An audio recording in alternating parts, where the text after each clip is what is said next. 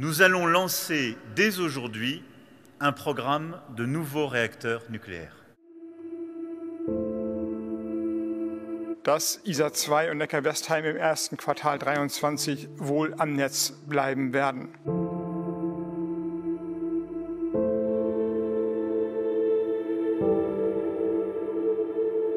C'est la renaissance du nucléaire français.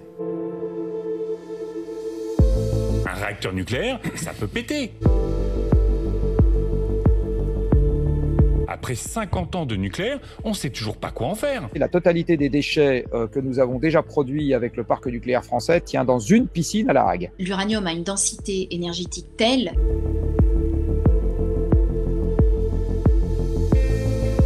que vous produisez énormément d'électricité avec presque pas de matière première.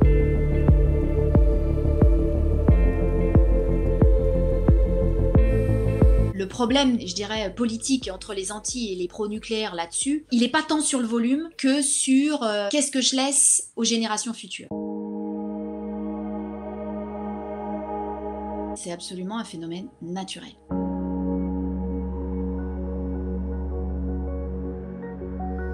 Dans ces atomes, vous avez les électrons tout autour et puis au milieu un noyau qui est composé de protons et de neutrons. Et c'est ce noyau qui peut être radioactif. À ce moment-là, on l'appelle un radionucléide. Et donc c'est un noyau qui a une durée de vie finie. Donc on dit qu'il est instable. Et il va se transformer, il va tendre vers un noyau plus stable, donc moins radioactif, en émettant un rayonnement ionisant qu'on appelle alpha, bêta ou gamma. Et c'est ce rayonnement-là qui peut faire des dommages vers les êtres humains et pour l'environnement.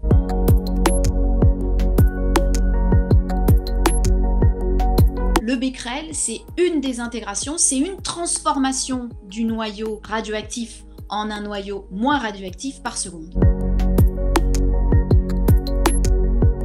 Il y a une définition finalement qui fait consensus partout à travers la planète, qui est de dire qu'un déchet radioactif, c'est tout matériau qui contient ou est contaminé par des radionucléides à des concentrations ou des niveaux d'activité supérieurs aux valeurs définies par les autorités compétentes de la réglementation du pays et pour lequel aucune utilisation n'est prévue. La loi française ne met pas de seuil. Ça veut dire que toute matière qui contient ou qui a été contaminée par un radionucléide est considérée comme un déchet radioactif.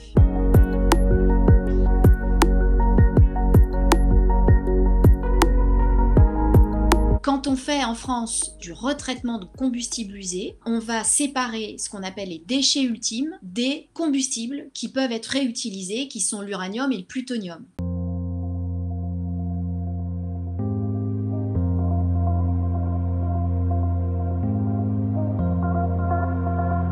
C'est le seul finalement instrument international qui a une valeur juridique. Elle est vraiment extrêmement globale, elle a regardé tous les aspects des déchets radioactifs. Le but fondamental de la gestion des matières et des déchets radioactifs en France, c'est de protéger les populations et l'environnement. Les populations actuelles évidemment et futures.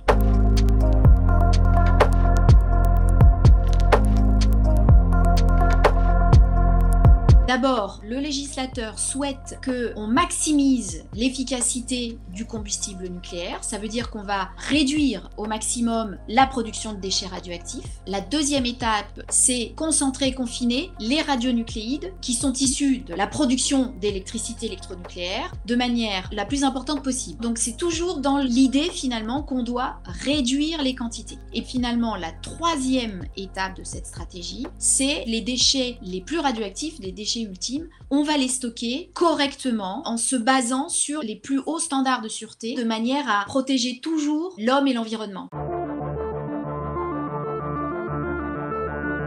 C'est un classement finalement qui est assez rigoureux. Il dépend de leur niveau de radioactivité et de leur durée de vie. Ceux-là ont une durée de vie supérieure à 31 ans.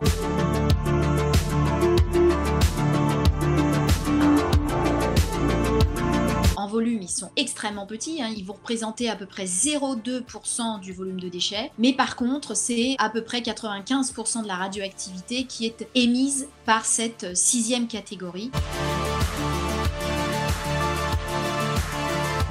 Ça fait à peu près un cube d'arête 16 mètres, donc 16 mètres de hauteur, 16 mètres de largeur et de longueur, et vous voyez, vous avez toute la production des déchets radioactifs de haute activité depuis le début de l'industrie nucléaire en France.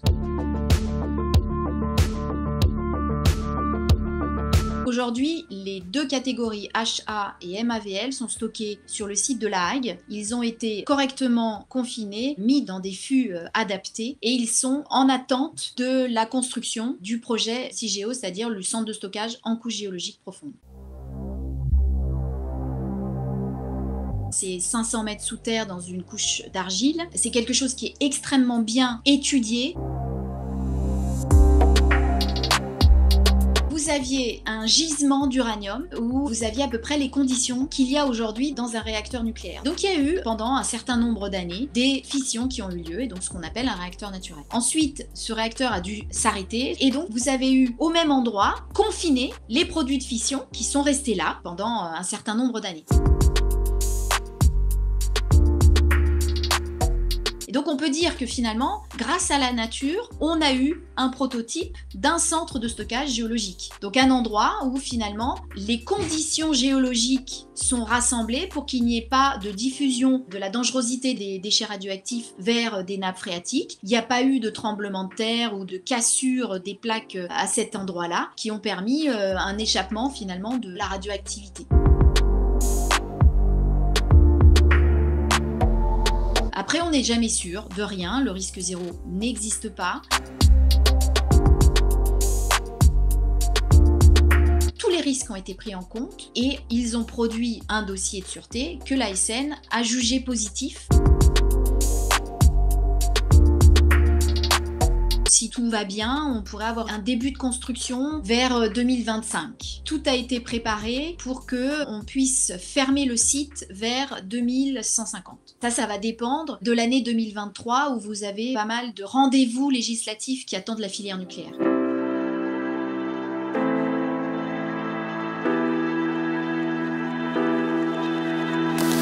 Il a été conçu pour stocker l'ensemble de la production de déchets radioactifs depuis le début des installations nucléaires et a été pris en plus l'EPR de Flamanville. Donc vous voyez que dès que vous voulez ouvrir une politique énergétique et construire des nouveaux réacteurs, on est déjà au-delà de CIGEO.